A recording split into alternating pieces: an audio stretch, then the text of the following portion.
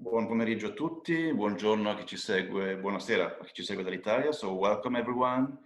My name is Alessandro Ruggera and I'm the director of the Italian Cultural Institute in Toronto. It's a great pleasure to have the opportunity to introduce you to the last of a series of 3 webinars with art historian Serena Spinelli that today will guide us in the very sophisticated collection of the Collezione Ambrosiana in Milan.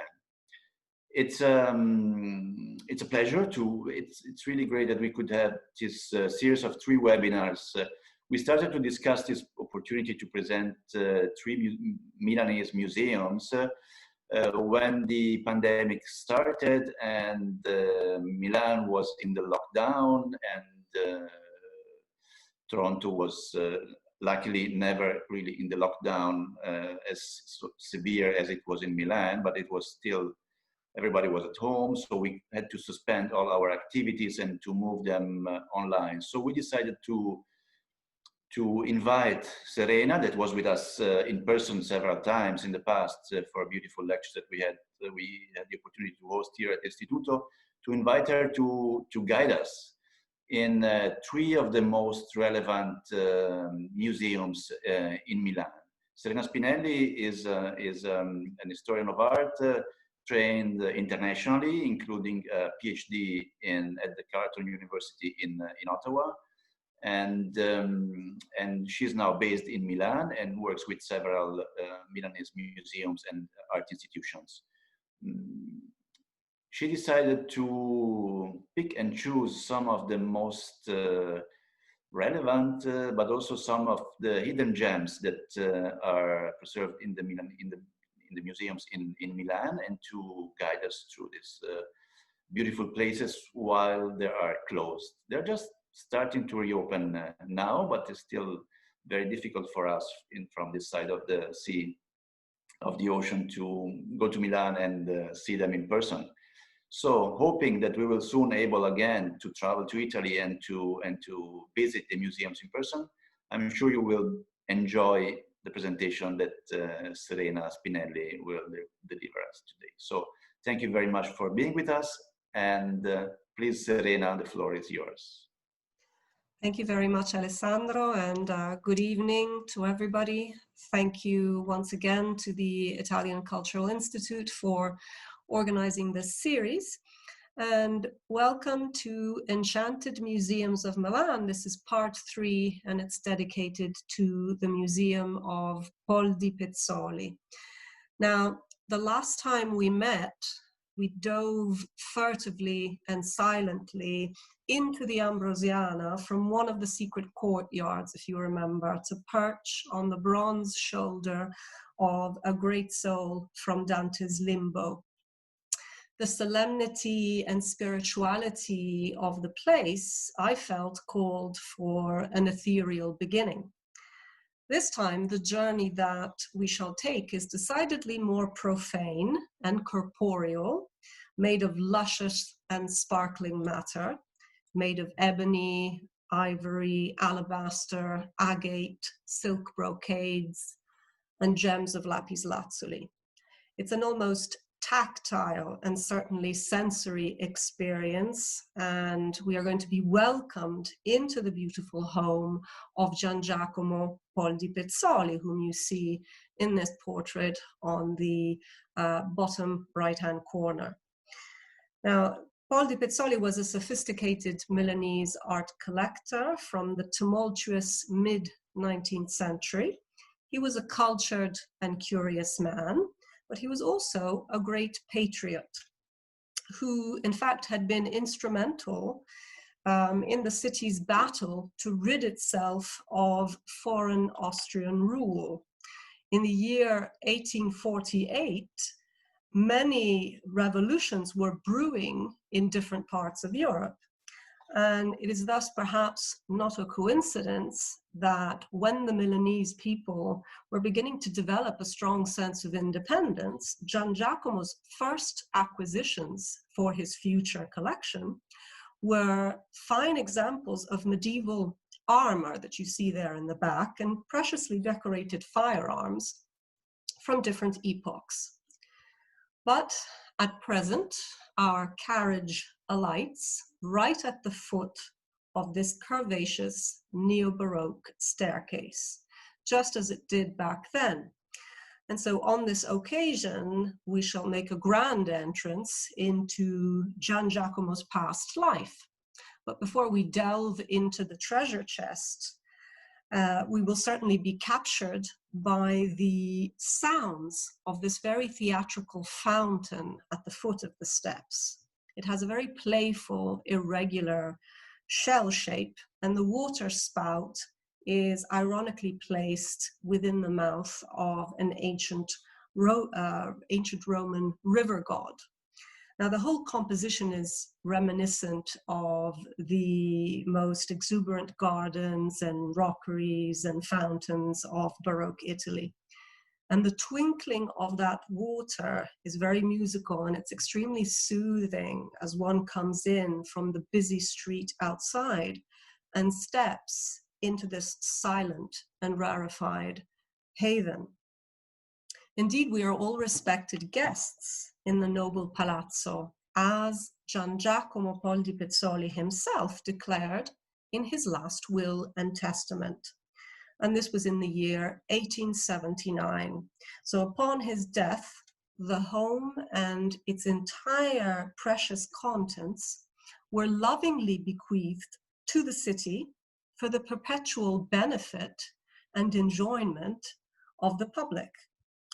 And this original public vocation perhaps explains why this was one of the first Milanese museums to break the COVID spell and reopen its doors so soon after the health crisis.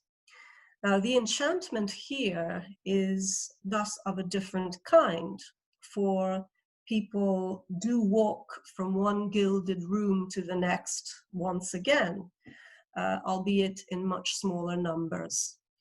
The enchantment here, I would say, is perennial.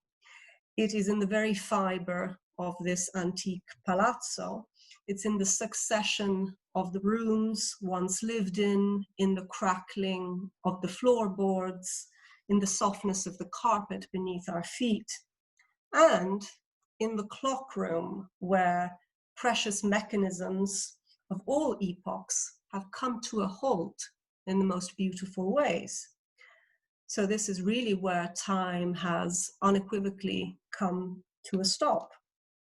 About 500 items, from sundials to clocks, watches, and astronomical instruments, make up this collection, which is one of the most varied and important collections in Italy, and it can easily compete with the collection at the British Museum in London.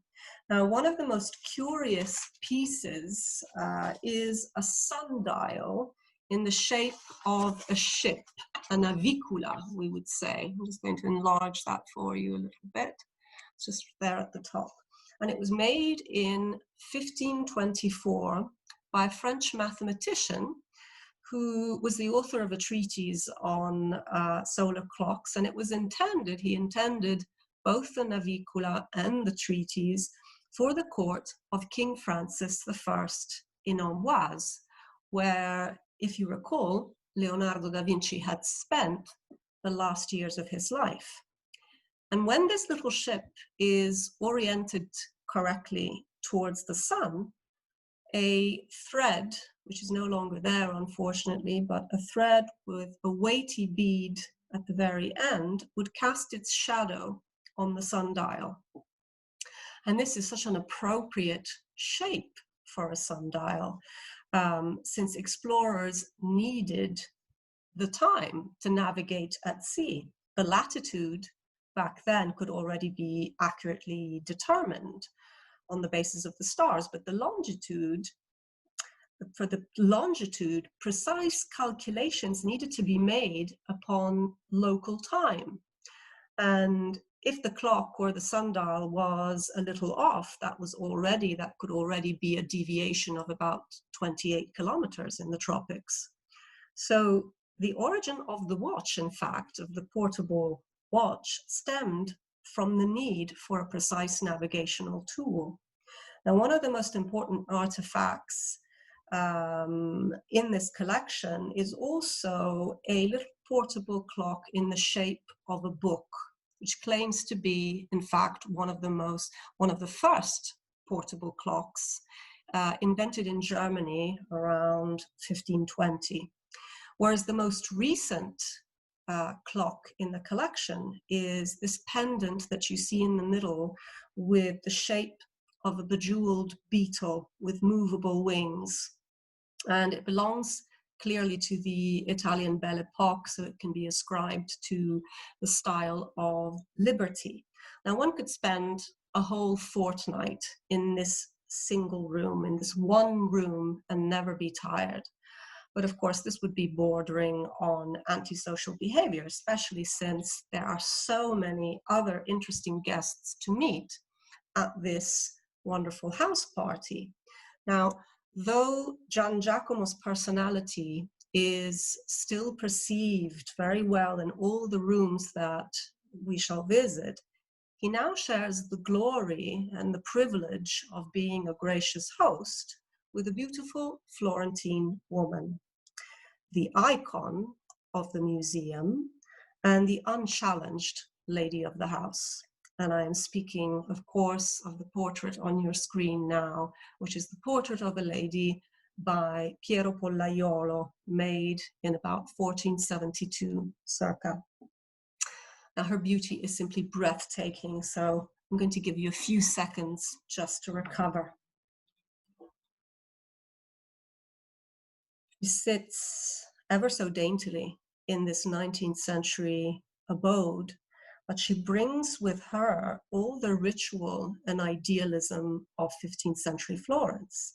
And her silhouette is composed of an exquisite gem-like line by which we can trace this very sweet landscape of her profile. And it's keenly poised onto a light blue sky, as if to say that her world is at once tangible and ethereal, so both real and imagined. Now, the degree of realism here is really extremely high, for Piero Pollaiuolo was very much influenced by the Flemish painters, and he was prone to these very beautiful, precious effects. He would use these luminous and rich pigments mixed with linseed oil to imitate the brocades, the velvets, to translate the precision of this sparkling jewelry. But this intimate knowledge of materials was also due to his brother Antonio. In fact, this is a team of artists. And Antonio, on the other hand, was famous for his engravings, for his enamels, his embroidery, and indeed for his virtues as a goldsmith. So together, the brothers, Piero and Antonio Pollaiuolo, represented one of the most famous and sought-after workshops in 15th century Florence. The painter, the younger of the two, this is Piero, and he, in a recent art historical critique, it has been suggested that he is also the author of 3 other female portraits in the same vein. And these are the 3 sisters, therefore, of our Milanese heroine. And they all reside in different cities. They come from different collections, from the Uffizi in Florence, from the Gemäldegalerie Gallery of Berlin, and the Metropolitan Museum of New York. But they are closely related, as you can see, to the Milanese portrait in question. Now, the specific morphology of these ladies, of these damsels, differs from one to the other. You can see that the color of the eyes, the shape of the eyes, the design of the nose, all are individual. But Piero is guilty of enhancing the idealistic beauty of these creatures, who all seem to have this very fair complexion, who are all mostly blonde with these high foreheads, these very long, beautiful necks. And they certainly reflect the contemporary ideal of female beauty in the mind of the male, of course, from a masculine point of view. They all have this very quiet sweetness and grace which runs throughout. And the incredible appeal, in fact, of these images comes from this perfect balance between naturalism and the overall idealization present in this type of portrait. A seemingly effortless kind of beauty, therefore, almost an imaginary ideal. In some ways, I am reminded of the incorporeal beauty of Francesco Laurana's female busts, an Italian sculptor of Dalmatian origin. And here on the left-hand side, he pays homage to Ippolita Maria Sforza, who was the sister to Milan's absolute ruler, Ludovico il Moro, and who in 1465 becomes the bride of Alfonso d'Aragona II, the future king of Naples. Now, it's very important to compare the two art forms in this way, because there's always been a kind of competition between sculpture and painting in Renaissance Italy. But let's go back to the Milanese lady in question, to the mysterious and so far unnamed lady, whom GIACOMO Pizzoli venerated so much. He seemed to have undertaken a kind of intimate dialogue with this portrait. And even on those nights when he would come back very late from a concert at La Scala or from an amorous rendezvous, he would never fail to look in on this portrait before going to bed. And his lady, as you can see, was always dressed for the occasion. Now, in fact, these kinds of portraits, and this one in particular, is a fascinating historic document. It accurately describes the fashions and the hairstyles of this period. Her hairdo is tied back with these delicate laces, which used to be called frenelli at the time, and these beautiful strings of pearls, one of whom comes all the way down to her forehead. Now, high foreheads were all the rage at the time, so ladies would often shave their hairlines or even burn them with a candle in order to achieve this look. Leonardo's Mona Lisa was also known for following this fad. Now, there is also very transparent, very delicate gauze, which partially hides and at the same time reveals the ear of this lady. So it's very sophisticated, very mysterious. The more complicated the hairstyle, the higher the status of the lady, because of course she would have needed at least two assistants to create this look. During the second half of the 15th century, the head becomes very, very important. It becomes a metaphor for the entire body, for the entire spirit, and so the detailing becomes even more accurate.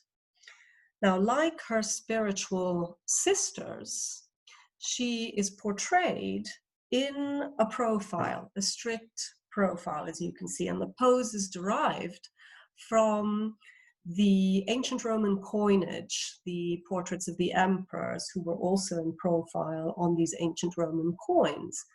And the ancient Roman coins were collected by the Florentine nobles, by many nobles in Italy, and they would then be studied by the court artists, who would then sometimes reproduce these kinds of medals. They would be celebratory medals. One of the most interesting artists in this case is Pisanello. You can see one of his medals there. And he was very well known for producing these wonderful portrait medals of the ladies of the Este court and the Gonzaga court in Mantua and Ferrara.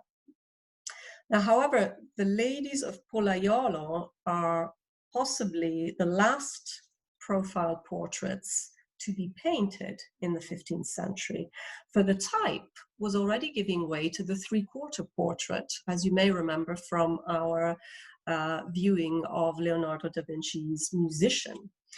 And in fact, these portraits were also quickly transforming into frontal portraits. Now, in Florentine society, and this is very interesting to me, the men will be the first to be portrayed in this frontal way, in this very earthly manner, whereas the fashion for the profile will last a little longer in the domain of the female portrait, especially if it was a marriage portrait, perhaps because it allowed for a more modest presentation of the bride-to-be's character.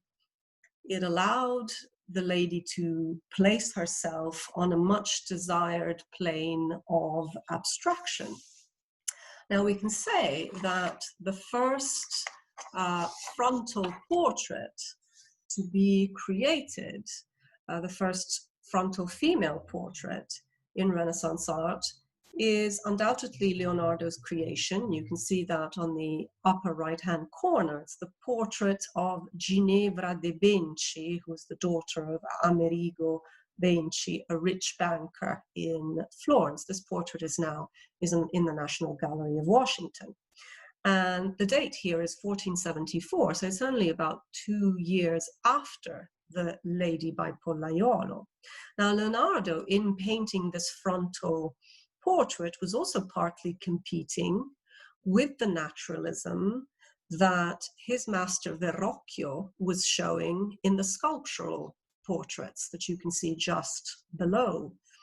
Now, of course, this evolution from the passiveness of the profile portrait to the action of looking towards the spectator will be complete only when Leonardo, now residing in Milan and serving the Sforza entourage, paints the riveting portrait of Ludovico il Moro's young lover, Cecilia Gallerani.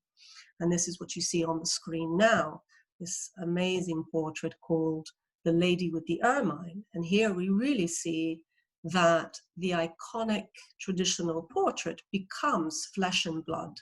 With this portrait, the sitter really does come alive. The portrait becomes woman. It's a metamorphosis which occurs beneath our very eyes. And that barrier between the painted image and the earthly sphere is broken down, and this sentimental relationship with the viewer can begin. So we are dealing with that very same stirring of the soul that we saw in Leonardo's Musician in the Ambrosiana last week. So this stirring of the soul animates the flat surfaces and stimulates our intellect to no end. And here the persona of Cecilia Gallerani, I'm sure you will agree, completely overtakes the surface composition. So Leonardo has no need to indulge in the description of her attire. One need only look at those very long and nervous, delicate fingers as they caress the sinuous, furry body of the Irmine to be utterly entranced by this woman. Look also at that gleam in her eye. Now, in the more traditional Quattrocento portrait, on the other hand, the lady is there to be looked at, to be imagined. So the dialogue between us and the Lady by Pollaiuolo in the POLDI Pizzoli collection is not yet so overt. Now, the Pollaiuolo ladies are less psychologically acute than a Leonardo. They are certainly less carnal than a Rubens, but infinitely fascinating in their detachment, in their symbolic guise. And one can be rather more voyeuristic with them. We are free to examine, in fact, every inch of this bodice. We are free to perceive the gentle breathing of the figure. You can imagine the breathing of the body underneath all of this finery. Now, these brocaded vests, all these velvets embroidered with intricate threads of silver and real gold, were much more expensive than the painting itself. The most costly of all the elements was the red pigment, in fact, because it was obtained with kermes, the red pigment utilized to make the cloth, that is, to make that velvet. Kermes was a red pigment extracted from the coccinelle insect, which was only found in South America, in the New World, and it was usually reserved for cardinals and for the highest form of aristocracy. Now, it is clear that these paintings were meant to be private renditions. They were meant to be for the enjoyment and status of the richest Florentine merchants in Florence. Now, these portraits were often, since they were marriage portraits, meant to seal some very lucrative deals between two families. And so, for example, the quality of the jewels was extremely important. The beautiful gems, the pearls, the rubies, the cabochons that these ladies donned would be part of the dowry that they would bring to the matrimony. And the pendant that our heroine is wearing here, as you can see, is made up of a rough ruby, which was a symbol of love. And then it has this profusion of pearls, the all-important pearl, because of course pearls were symbols of purity and virginity. These, therefore, were not only status symbols, but they were indications of virtue and promise. Now, there was another very important woman in the life of GIACOMO Poldi Pizzoli, and this was undoubtedly his mother, Rosa Trivulzio. And we can see her in this very pristine neoclassical bust executed by the sculptor Bartolini at the very beginning of the 19th century. And this is a classical work which our host, GIACOMO Poldi Pizzoli, jealously kept to himself. He guarded it in his study. Now, Rosa was responsible for the education of GIACOMO Poldi Pizzoli, for her son's upbringing. And she made sure, of course, that he had the best tutors, that he was well versed in mathematics, in the classics.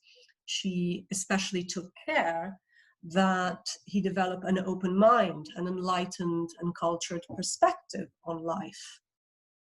Together, mother and son traveled all over Italy, and GIACOMO was moved by the beautiful works which they admired in Florence, in Venice, in Parma, in Rome.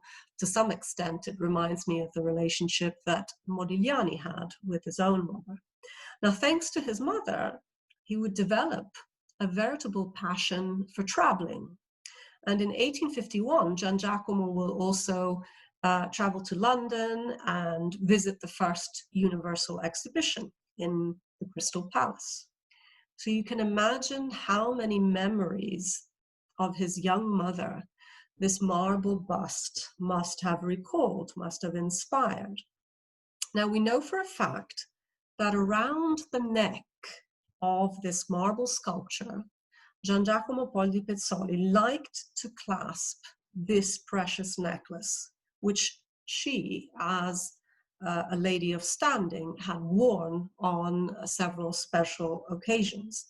Now, the Poldi Pizzoli collection features many examples of antique jewelry, but I think that this piece, which belonged to Rosa, was the most meaningful to GIACOMO.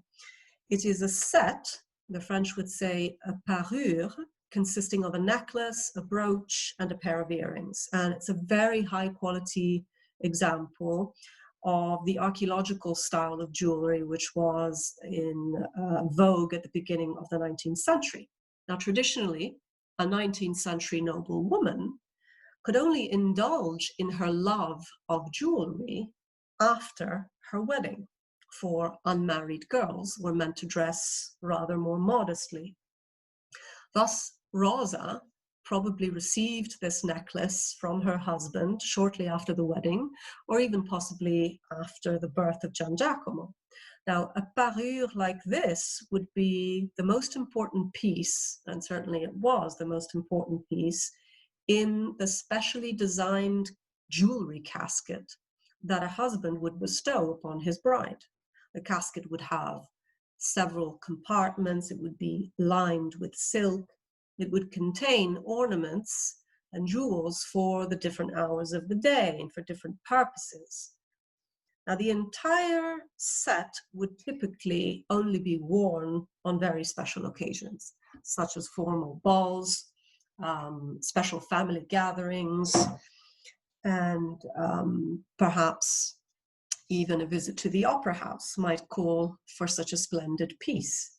Now, if we examine the piece carefully, we will note that it is composed of these beautiful amphore-like shaped motifs, these ram's heads, these droplets of Hellenistic inspiration.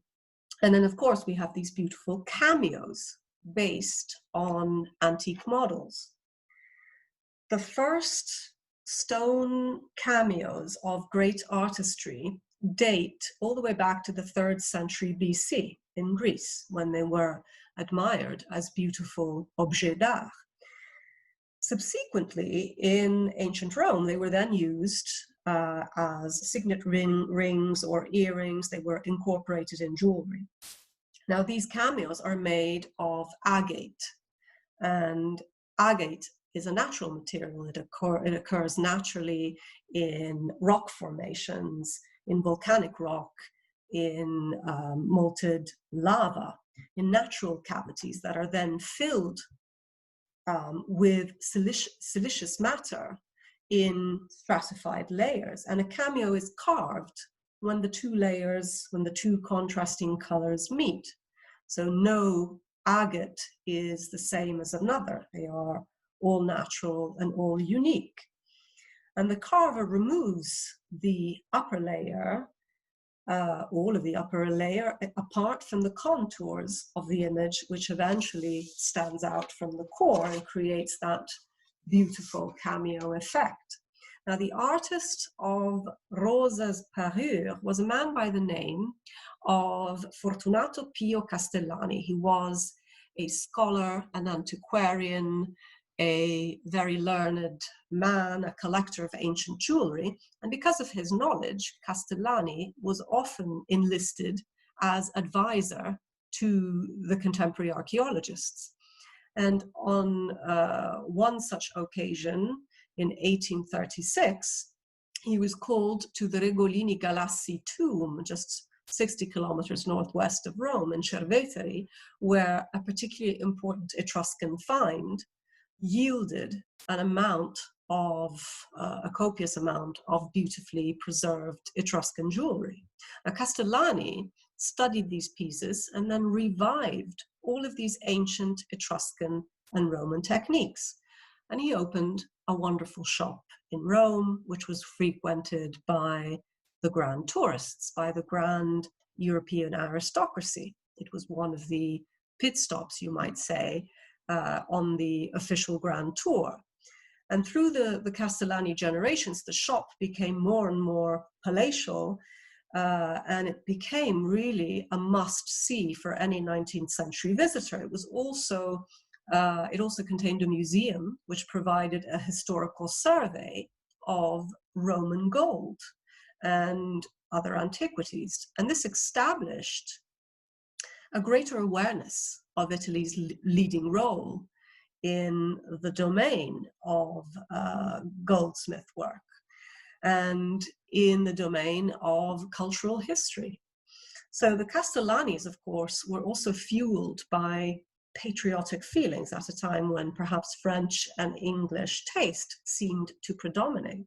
So you see this slow and strife-ridden unity of Italy will be propelled by many different characters, each in their own small way. Now, when I gaze upon this pendant, the pendant of the parure, and I look at this beautiful head of Athena, which is a symbol of wisdom and knowledge, I think that this could be another great mascot for the museum. And I often relish gazing upon the clasp of this necklace, where we can see a passionate embrace between Cupid and Psyche. And they too had to overcome great obstacles before they could officially unite. And this makes me think of another love story and another woman in the POLDI Pizzoli collection.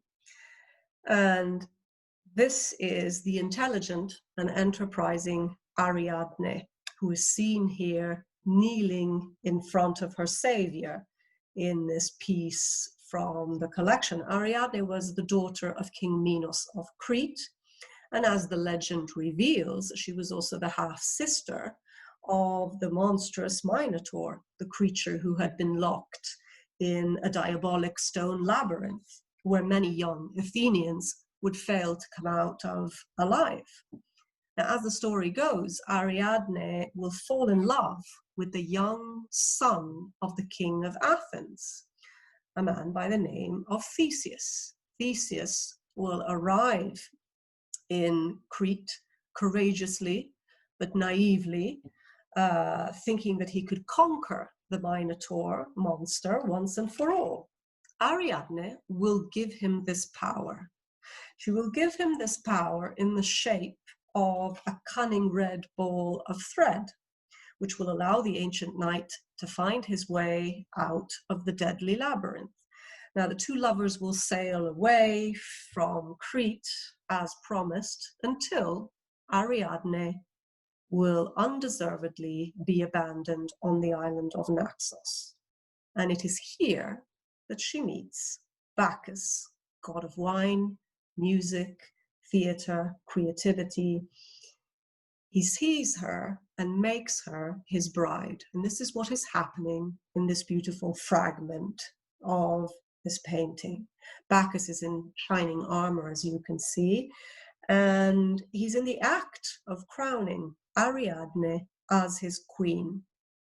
Now, as you can see from the rest of the work, the full work, the lovers are carried on this golden triumphal chariot of the ancient Roman type, and it is drawn by panthers. They are all accompanied by an entourage of maenads and satyrs who bear the symbols of the gods' world, the heather and of course the grapes in great abundance. Now, this is a piece by a Venetian artist called Cima da Conigliano, and possibly painted around 1505. It is curious because the author seems to have set the scene in ancient times, in ancient mythological times, but the gesture of the crowning feels rather like a medieval chivalrous investiture, when a knight, or in this case a princess, is given an official role. Now, the kneeling Ariadne is also a profound, it's a pose, the pose that she undertakes is a pose of profound respect.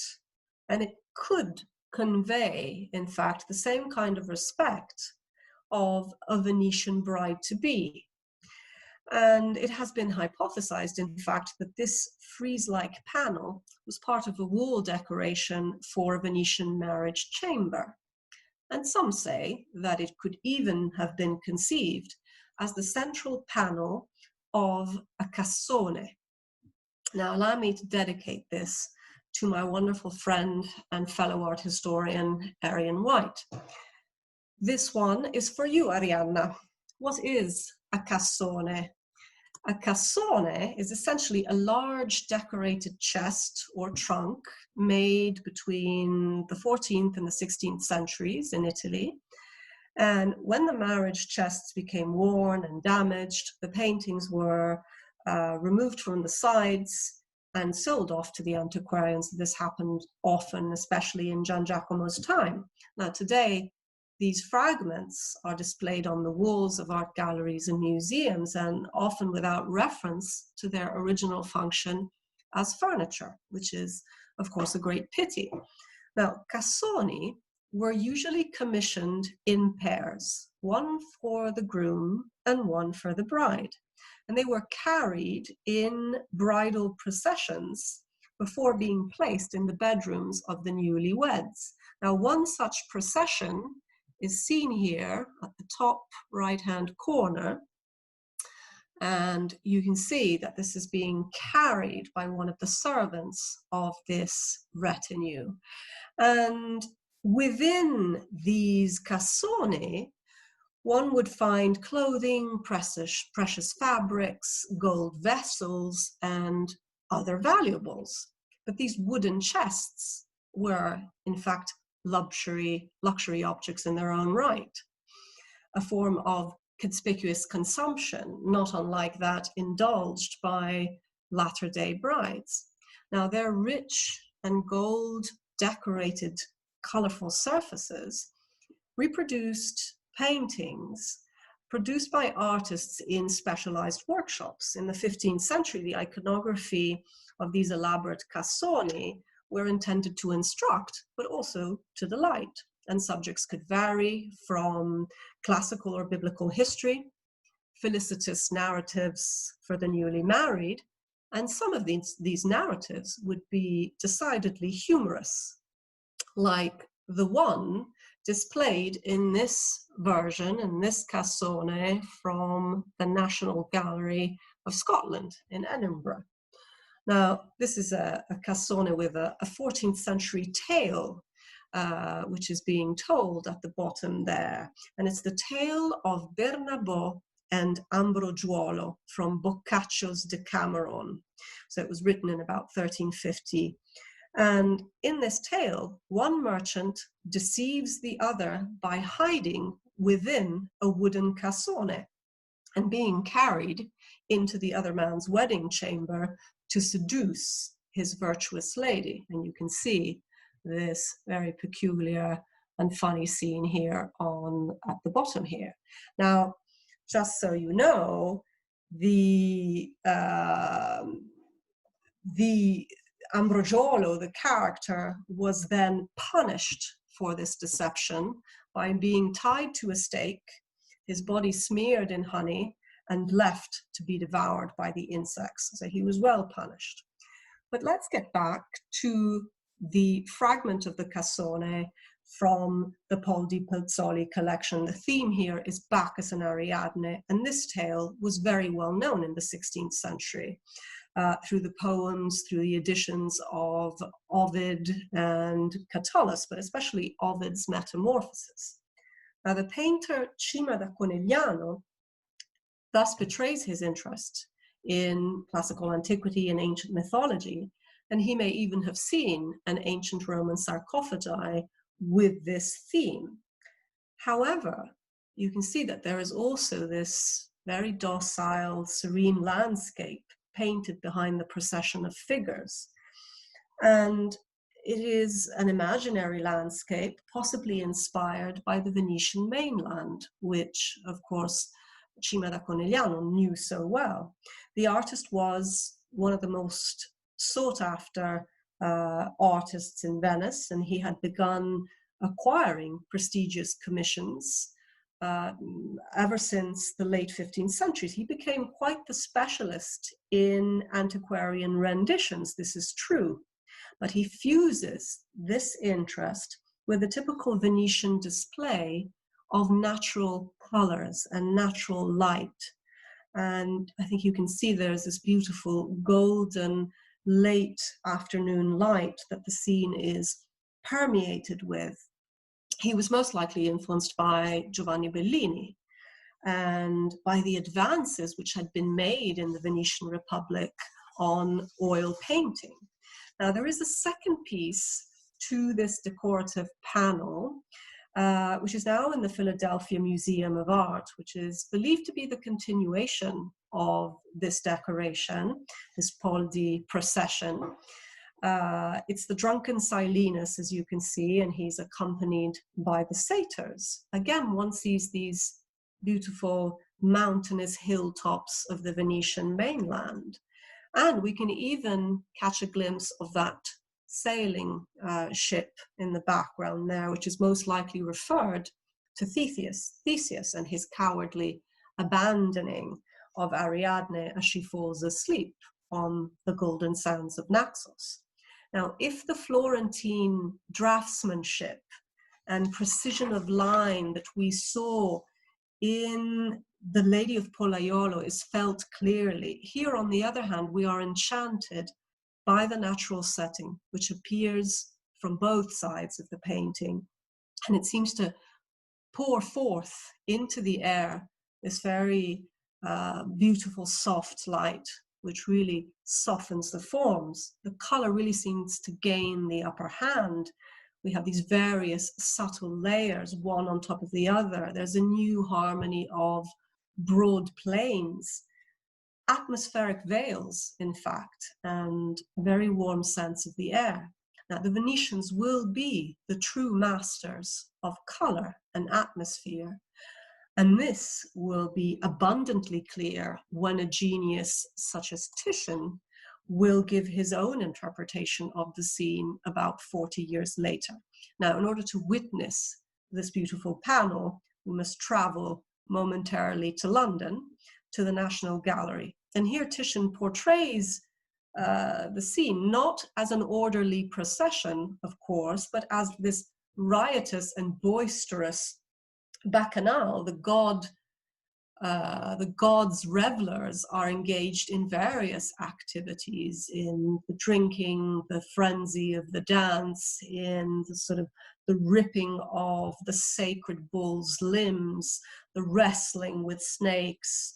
And the Maenads have these beautiful antique cymbals which give these great clashing rhythms to the scene. And then we have Bacchus himself, who literally leaps out of that carriage, and he is in dashing pursuit of Ariadne. And we feel the jolt that he felt when he first set his eyes on her. We realize that he was dumbstruck, captivated. And so this composition, of course, in pure Titianesque style, is all dynamism, all emotion. And the sky, as you can see, is this proto-impressionist flurry of color. This shall be the expressive color and glory of the Venetian school. Now, the POLDI Pizzoli piece is very sweet, very tranquil in the Cima de Conegliano version. And that is clearly just the beginning. It lulls the mind into a sweet poetry, which will explode later on in the Titian. And there is yet another little panel in the POLDI Pizzoli, which seems to belong to the same decoration, to the same decorative theme, since it is by the same author, the same time period, and also, of course, the same iconography. It seems to recall, in fact, the beginning of that mythological tale. And in this scene, we have the young prince Theseus, who kills the Minotaur. And Cima da Conegliano seems to portray the ancient Minoan monster in a very curious way. He transforms him into a centaur, and he has this very human head.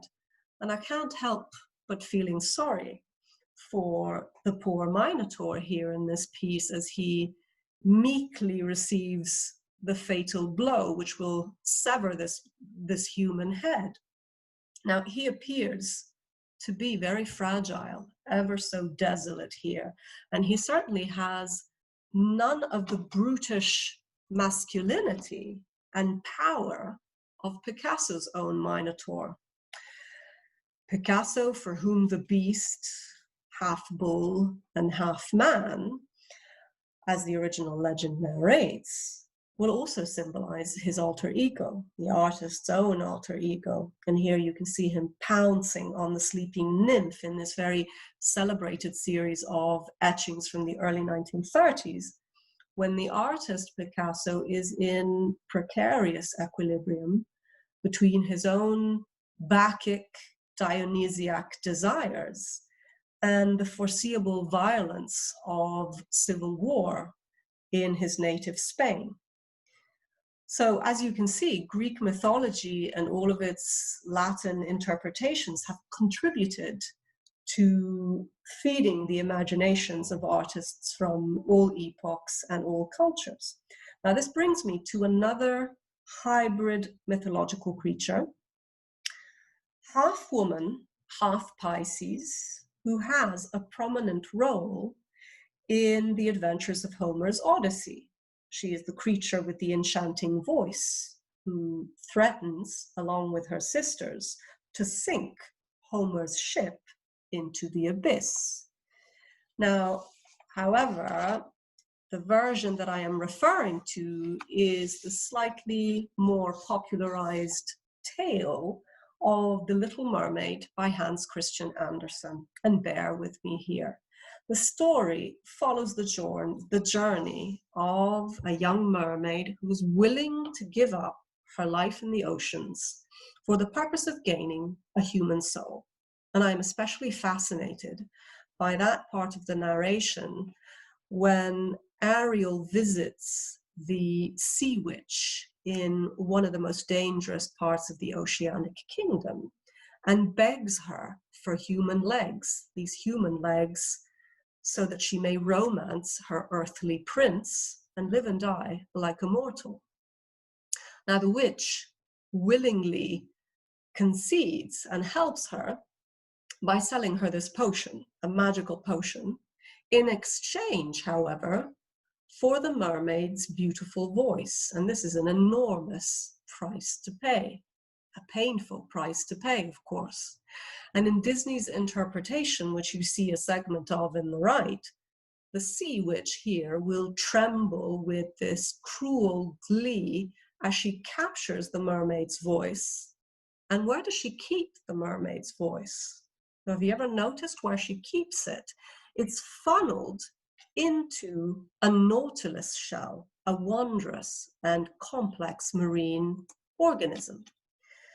And one such exemplar, a Nautilus Pompeous shell, is of course to be found in the private study of GIACOMO, POLDI Pizzoli.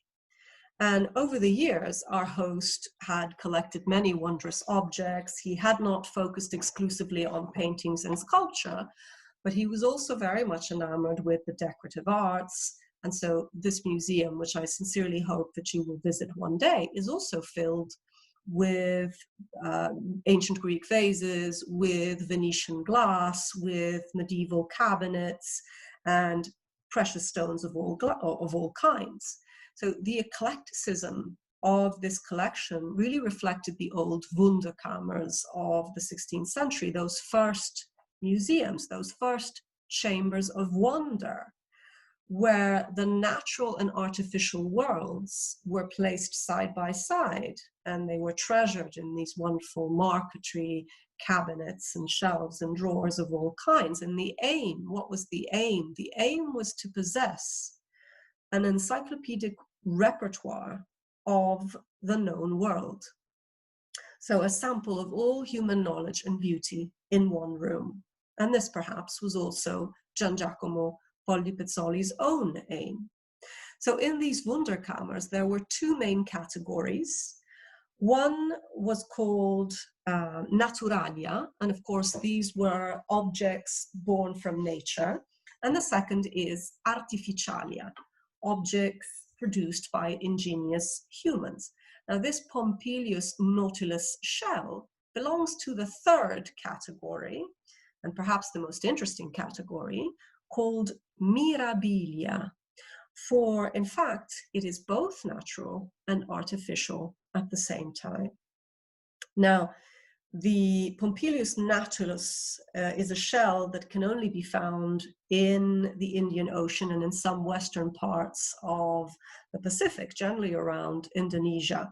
And at the beginning of the 17th century, these wonderful objects, these shells, found their way into the European markets through the Dutch trading ports and through, of course, the Dutch East India Company, one of the first multinational corporation, if not the world's first multinational corporation. Now, as you can see, these natural beauties were then sumptuously decorated to enrich and sort of emphasize the actual materials, the actual matter, their aesthetic original shapes. Now, the typical Nautilus shell is composed of two layers, a matte white outer layer, which you can see there, and a striking iridescent inner layer, which you can see underneath the engraving. And then the innermost portion of the shell would be almost like a pearlescent gray. Now, internally, the shells are divided into chambers, and as the Nautilus creature develops and grows inside the shell, and this is very fascinating, it creates larger chambers for its growing body. And as soon as the larger chamber is created, it moves into this more adequate space, seals off the smaller chamber behind it with a septum, the section, and an adult Nautilus shell, in fact, can have as many as 30 chambers, 30 spaces.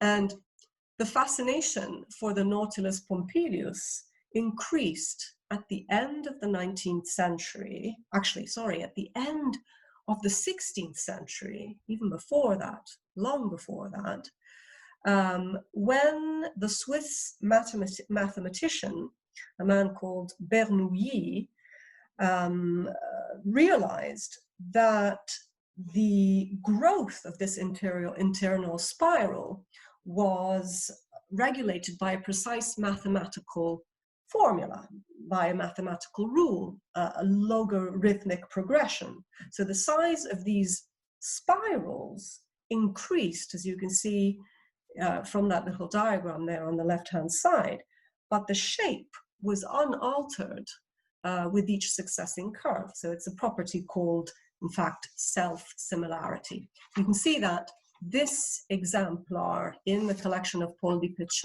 Pizzoli is engraved with these beautiful designs by Jacques Caillot, featuring characters from the Commedia Italiana dell'arte. And Caillot had spent 12 years in Italy, and he shows his great knowledge of these characters, which he often uses for critical criticism of the society. Now, many of the characters he devises continue to have these zoomorphic masks and zoomorphic shapes, and he has an interest in the grotesque and in the world of small insects. And so this shell, as you can see, is also adorned with bees, with flies, with butterflies, and bugs of all kinds. It's definitely one of the most unusual artifacts which you will see. It was made perhaps for the Wunderkammer of Ferdinand Habsburg III, but it ended up in the innermost sanctum of Poldi Pizzoli's home. It ended up in the studiolo dantesco, the studiolo or camerino dantesco, as it is often referred to. And this that you see now is the most intimate part of the palazzo and could only be accessed through GIACOMO's private bedchamber.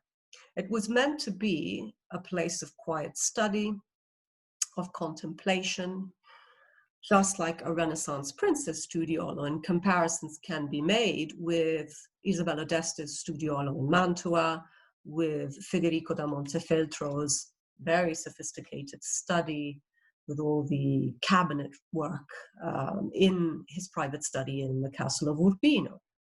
So this was a room where some of Giacomo's favorite works of art were on show for his personal viewing pleasure.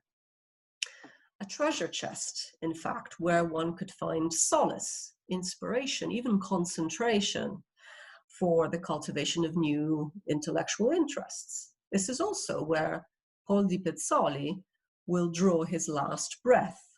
And rather romantically, I like to think that he found some last piece of comfort in looking up at the magical decorations of this room and feeling perhaps that his soul was going to inhabit the pages of a medieval manuscript.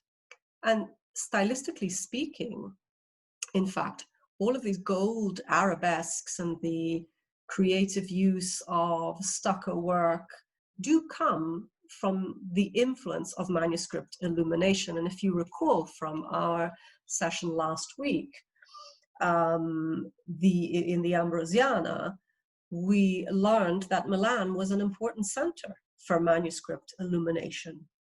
So this room, as well as many other areas in the house, was decorated by a painter and professor of the Academy of Brera by the name of Giuseppe Bertini.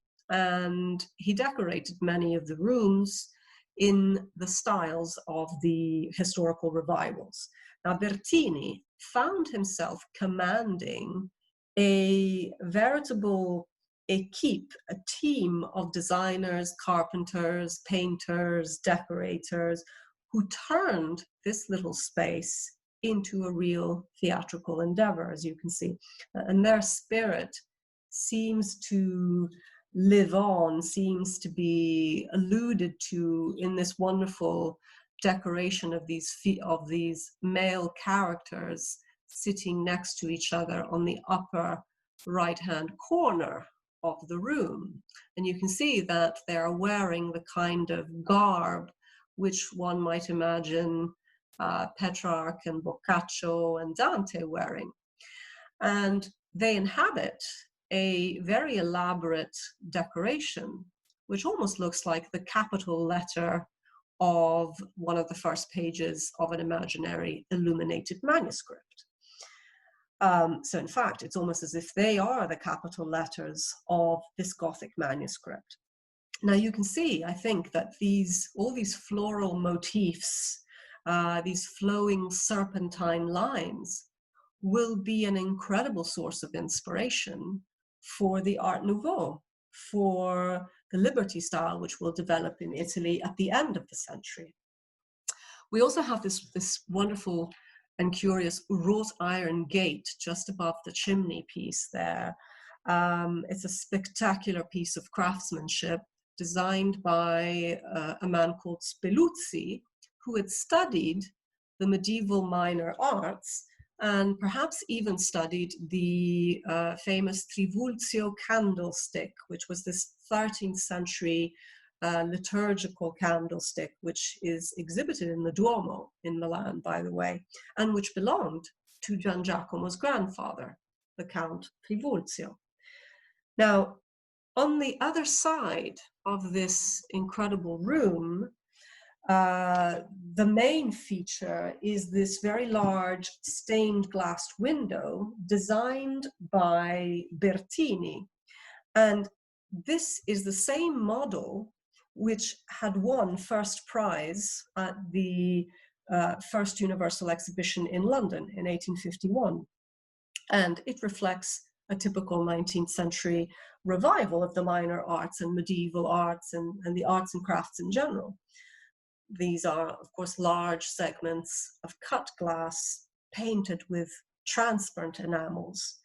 And the pre-Raphaelite painters in England had greatly admired this piece, which they saw, of course, in the Crystal Palace. And in fact, the entire room, with its emphasis on surface decoration, with its emphasis on Dante, Boccaccio, Petrarch, and the very early signs of the Renaissance, was very much in tune with the ideals of this revolutionary group of English pre-Raphaelite painters. Now, Dante, of course, is the subject of this window. You can see him in the center there with his characteristic red cap. Now, Dante was the exiled poet, and he was therefore symbolic at this time in Italy, in the 19th century, at the time in which this piece was crafted. He was symbolic of the struggle against the oppressor, and thus, at some level, GIACOMO identified with him, for GIACOMO himself had been exiled, banished from Milan and from his home after the revolutionary turmoil of 1848. GIACOMO was a stern believer in the independence of Italy, and he had personally financed, in fact, the Lombard troops who fought against the Austrian General Radetzky during the famous Cinque Giornate of Milan, the 5 days of bloody civil war in the streets of the city, when noblemen and paupers found themselves fighting side by side against the foreign enemies. And of course, Dante was an extremely important figure for the Italian people as a whole at this time, when the unity of the country was at stake. So by writing his literary masterpieces in the vernacular versus the conservative Latin, he will play a huge role in establishing the modern Italian language. And his significance, of course, extends outside of the Italian territory. His depictions of hell, purgatory, heaven have provided inspiration for a large body of Western art and literary art, including, of course, Milton, Chaucer, Shakespeare. And within the Gothic arches of this window, I'm going to enlarge that for you there, you can also see in this very fiery and apocalyptic scene, and this is a scene from the Divine Comedy, specifically from the Inferno, to be precise. And we can see Dante and Virgil on a boat as they cross the murky and fiery river Styx, where they will meet, of course, the tormented souls of hell. Now, in opposition with this disquieting scene, I would like to whisk you away to a much more placid body of water and to a more tranquil oarsman than Caronte could ever be. And so from the opulence and the horror vacui of the private studiolo, horror vacui meaning this fear of emptiness of the private studiolo, we shall take our leave of POLDI Pizzoli with this monochromatic poetry and with the silence of this gondola painted by Guardi. And so we travel to 18th century Venice and to the third golden period of Venetian art. Third, because in my mind, the first golden period is the period of Bellini, the second of Titian.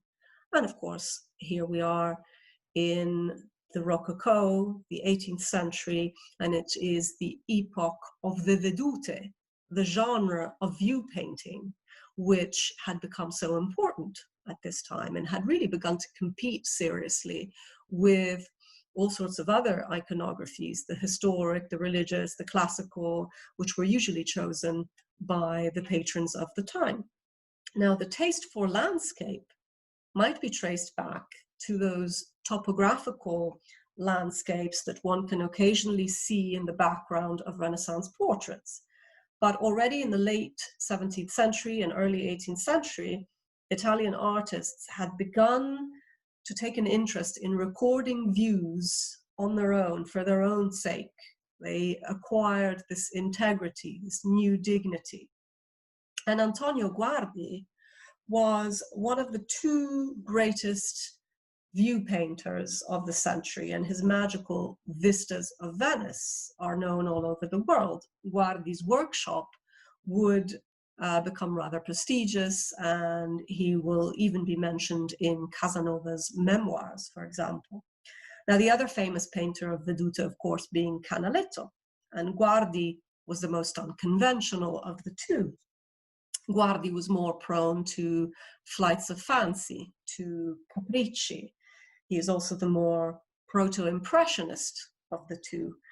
So in contrast with the typical lucidity of Canaletto, Guardi often works with a loaded brush, and he seems to seize the sparkle of Venice's light, the small figures, the natural and architectural elements of the city are defined with these tiny spots of color with short essential strokes that are extremely expressive and very, very different from the precise and pristine elements in a Canaletto.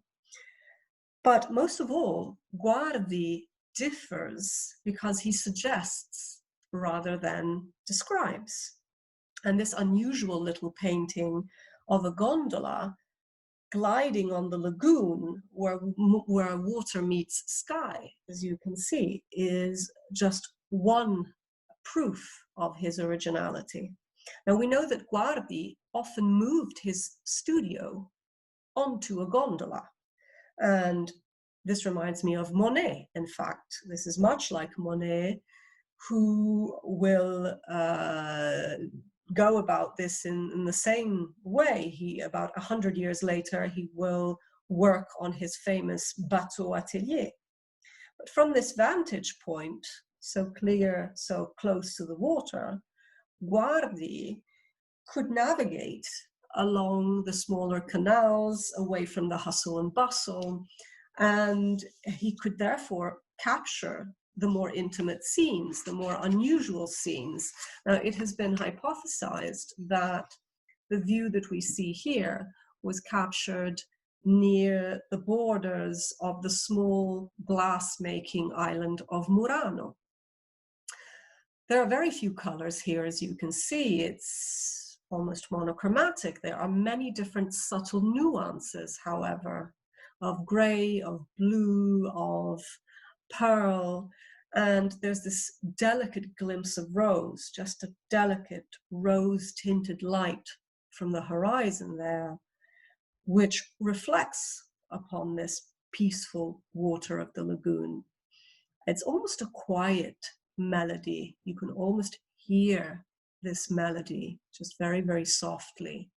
Reminds me even of the synesthesia in some of Whistler's works, the symphonies in gray, the symphonies in blue of this modern painter.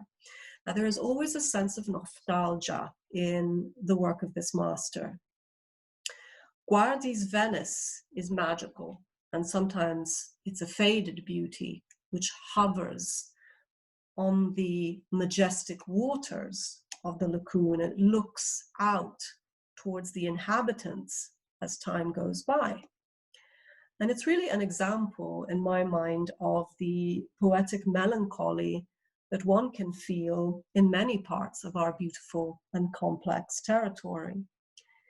Here, the atmosphere really does feel suspended in time, almost metaphysical. It really has this metaphysical quality, which is the enduring appeal of a quiet canal in Venice, which is the appeal of a sun-drenched piazza in Florence in the middle of a summer afternoon, which is the joy of discovery of a secret garden behind the austere neoclassical facade of the Milanese palazzo.